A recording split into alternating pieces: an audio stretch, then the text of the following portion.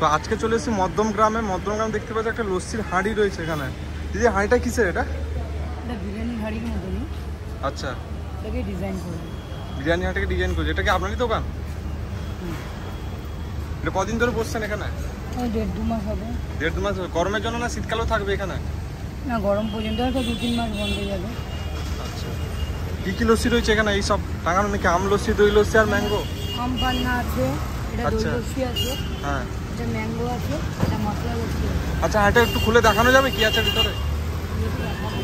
দেখানো যাবে না? এটুকু দেখতে পাবো। ও আচ্ছা, এইখানে রয়েছে।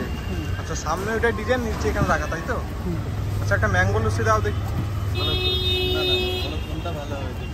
ম্যাঙ্গো খাও, ম্যাঙ্গো ভালো। ম্যাঙ্গোটা ভালো হবে না? আচ্ছা, লস্যিটা কি তোমাদের নিজস্বভাবে বানানো না কি কোম্পানি থেকে? পাশের বাড়িতে বানায়। আচ্ছা, আমরা নিয়ে আসি।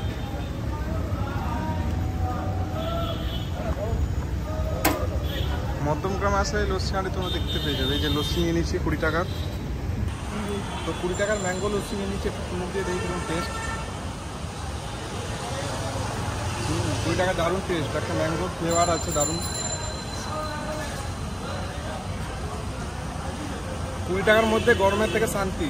ম্যাঙ্গো লস্যি, একদম পাকা আমের লস্যি, খেয়ে দেখতে পারেন।